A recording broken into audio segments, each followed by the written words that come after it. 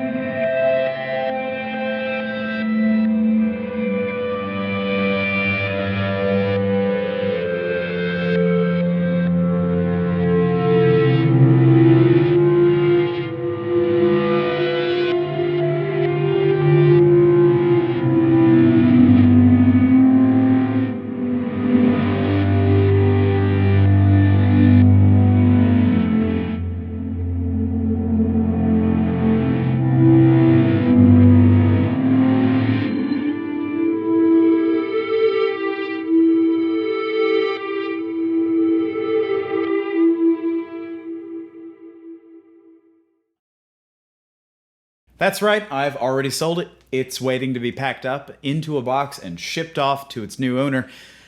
But that's not to say that this guitar wasn't great to own. I love it, and I'm so happy still that I got to have it for a while. But I'll tell you what, there were two issues that I had with it when I made my NGD video, and one of them just ended up being a deal breaker. There are so many things I can say about the Trini Lopez standard reissue. It is a fantastic, tuneful, easy to play guitar. This thing has impressed me with its build quality, with its sound. These pickups are incredible. These are the MHS2, and the new ones that come from Gibson have the custom bucker, and I just don't like those as much. The MHS2 is a fantastic patent sticker recreation. It feels loud and authoritative, but still has a well-rounded sound that seems to work in whatever musical context I put it into. Add to that it's light, it's resonant, the thing acoustically just rings out like a bell. It is a fantastic guitar that I feel so lucky to have spent this time with, but you know, there's just that one thing that I couldn't get over. And it just so happens that it's the biggest thing about the guitar. And friends, that's the neck. That's right. The neck ended up being the final straw for me, the unworkable detail that broke the bow and sent this would-be romance crashing to the ground. Now, at 1 11/16, the neck on the Trini Lopez reissue really isn't all that out of the ordinary for the rest of the current Gibson lineup. 1 11/16 is quite common in the industry these days. Both Fender and Gibson use it. I'm not sure about PRS, but many guitar manufacturers use this width as their standard. But with the size of my hands, it just becomes problematic. Every time I pick this guitar up, my right hand goes, oh, where are the strings? And I feel like I'm learning all over again, at least for the first 15 minutes. But it's not just the width that's bothering me, because I have other guitars that measure 1 11/16. It's not that bad on, say, R2, my thin-skin Jazzmaster, but it's worse on this guitar, and let me explain why.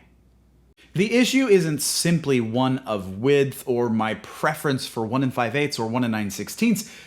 Now, the issue has a little bit more to do with Gibson's authentic medium C neck profile that they're using on the 64 Trini Lopez reissue. And it's very curious to me that they picked 64, given the fact that Gibson ostensibly only shipped 3 Trini Lopez standards in that year, making them exceedingly rare, and maybe that's the reason why they picked it. But if lore is to be believed, well, that's the neck that you would have found on them, this medium C. However, I've never played another 64 Gibson that felt quite like this. And I've played a lot of 64 Gibsons over the years. It's true that at the time, Gibson did offer 1 11/16 as a standard neck width. 1 9/16 also existed at that time, as evidenced by my 64 J50, which has this. And that neck is incredibly comfortable and super slim. It is wonderful. But the medium C has these shoulders, I'll call them. I think because of the rolled edge of the binding that makes the neck feel a lot wider than it actually is. And using my very limited artistic ability, I have painstakingly crafted a diagram that I hope elucidates the point that I'm making. It is exaggerated, it is not accurate, but it is accurate to the way that this guitar feels in my hand. Take a look. Here before you is the worst drawing that I have ever created, but it is as best as I could do with Pixlr, the online photo processing suite. But what you're looking at here is my artistic representation of Gibson's authentic medium C profile.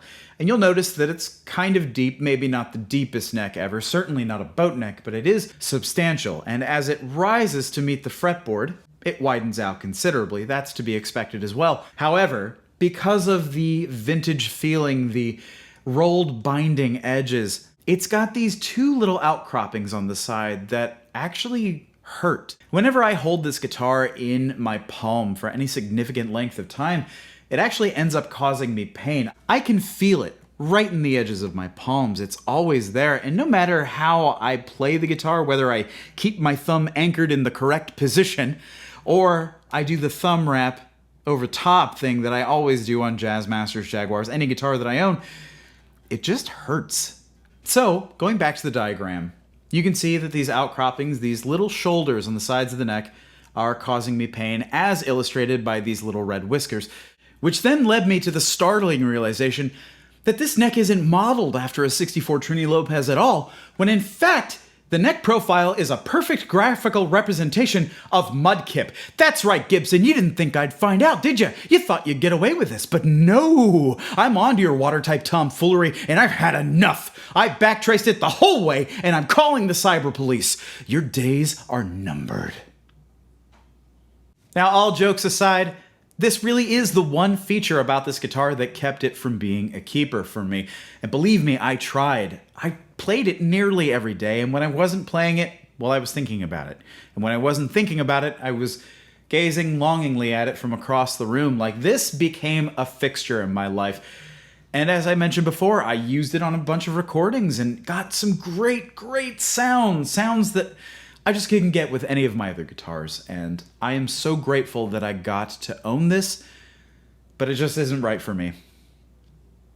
And it takes a lot to admit that, because I know some of you out there are probably like me in that I don't mind modifying guitars, and if it had been any other feature about the guitar, say the pickups or the electronics, or, you know, the nut being made of nylon, which I actually don't mind at all, the tuners, fret height even, like I could refret this, that would be easy. If it were any of those things, I could have made this work. But the neck is such a fundamental feature of the guitar, and the amount of work that it would take to adjust it to my needs, to shave it down to 1 5/8, which would require removing the binding and probably the frets with that much wood being taken off, reshaping the neck, refinishing the neck, reattaching the binding, refretting the guitar, like that doesn't make sense. If I had an endless amount of time and an infinite amount of money to throw into this, then sure, why wouldn't I? But I don't. And I don't want to. It just wouldn't make any sense when this is already a great guitar that could very easily fit the needs of another player who doesn't have these very specific and pedantic desires and needs. So, you know, the fact that I had a friend waiting in the wings literally almost immediately as soon as I got this guitar, he called that I was going to sell it someday, and he wanted to make sure that he was first in line. And so, you know, why not pass it on to him? He's got bigger hands than me anyway. I'm sure he'll love it. I mean, hell, I even got used to the color. Like, I know in my NGD video, I said that I would greatly prefer one in sparkling burgundy, and that is still absolutely true, and that's what I'm aiming for. But I got used to the black, and you know what? It's a smart look on this one. It's evil, it's foreboding, it's evil and foreboding. It's just a really good color, and it really sets off the binding and the bound diamond F-holes. Like, this thing is a looker, and I would have been proud to use this live or carry this around with me wherever I went, but sadly, with the state of the world today, I'm not playing shows anyway, so who cares how I look? If you've watched the video this far, then you know that this is already a hard one to let go of for me, that I really love this guitar, except for not being able to bomb at the neck. But there is another reason, a very sad reason, that this guitar is going to be hard to say goodbye to, and that is the fact that Trini Lopez himself passed away recently, and a bit of a shock to me. I really love his music, I love his story. I really didn't see that coming when I did the NGD video, but man, am I glad I did, that I was able to get that out while he was still around.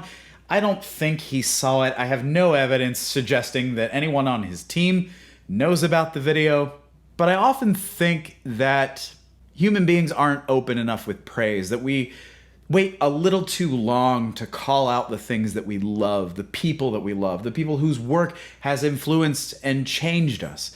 And so that NGD video meant a lot to me, to be able to point to Trini's music, his life, and his legacy and say, this guy's great, and he's worth your attention. You know, more than bragging about having a new guitar, that was the real heart of that video for me. And even though I didn't go in depth because I didn't want to steal the chance for you to discover what Trini Lopez did and who he was and the effect that he had on the music world, I still am glad that I was able to put that in there and hopefully direct some of you to your new favorite artist.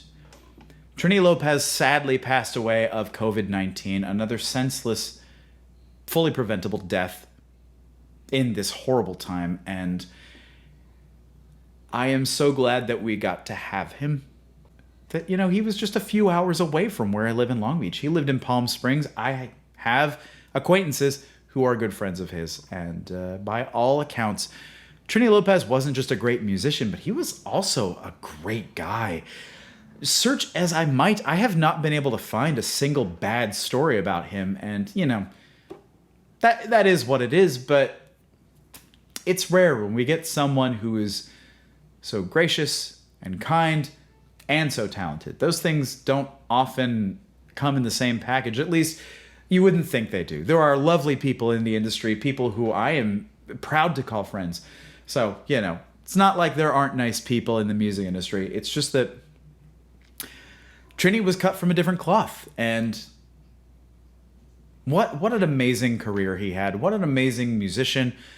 And what a kick-ass guitar that he designed. Like, the fact that I got to own this, it may sound silly, but I feel like I got to be part of it. You know, I got to be part of something bigger than me. And I know it's just a guitar, but guitars mean things to me, and I hope they mean things to you. So, yeah, this is a special one, and I'm going to be sad packing up that cardboard box. And if for some reason you haven't seen the NGD video where I discuss Trini Lopez's career just a little bit, I'll leave a link to it in the description box down below, as well as in the end card, because I want to shove as many eyes in front of Trini Lopez as I possibly can. So what comes next for me in the Trini Lopez search? Well, I have been scouring the internet for Trini Lopez guitars, and there are a few good ones out there, but I'm holding out for the right one. And I thought I had the right one a couple weeks ago, actually. I bought one. I bought a 66 Trini Lopez with a replaced neck that was billed as a Gibson factory replacement. However, it turned out not to be so. In fact, it was obvious when I finally had it in my hands. The pictures didn't quite tell me enough, so I took the chance. And the seller was great. It is not the seller's fault. In fact, I think that he got hosed on the deal as well because he bought it from a shop who told him point blank that it was a Gibson, or what did they say? How'd they cover themselves? A possible Gibson factory replacement neck. That's not right. Come on, guys. If you're going to claim something, you got to back it up. Or if you can't, don't mention it at all because it doesn't help anybody and it makes you look pretty bad. I'd tell you what, as soon as I had this guitar in my hands, I knew it wasn't factory.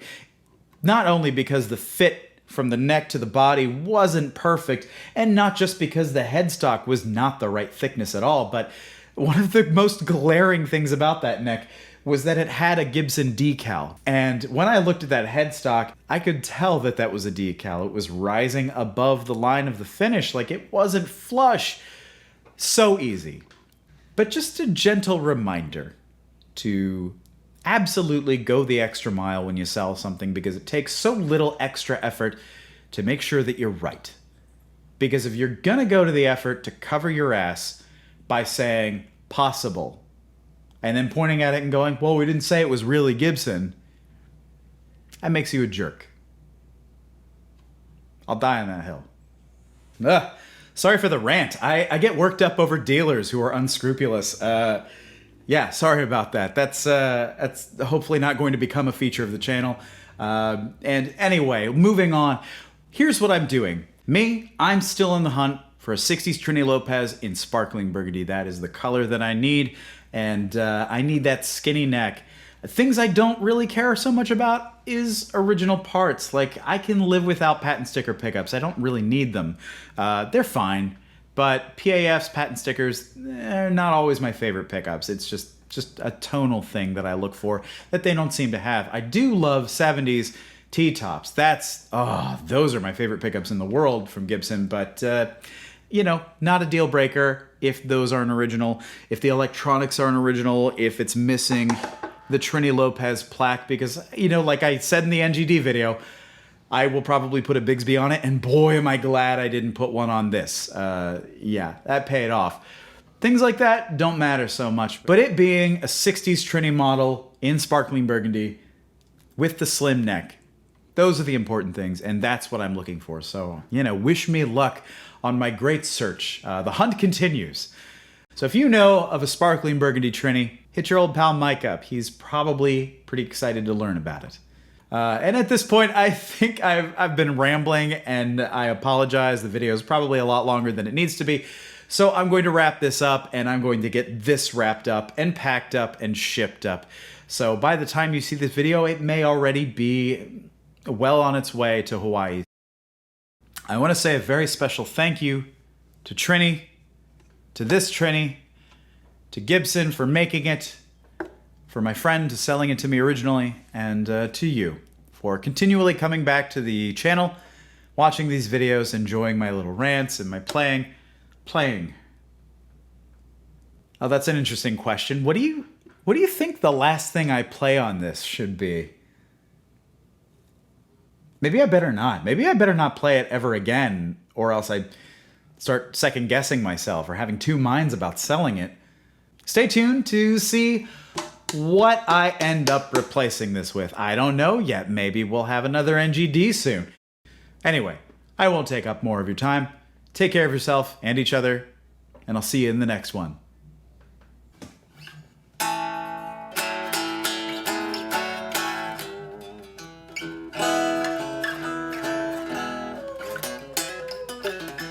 Hey Vinny, you want to come sing?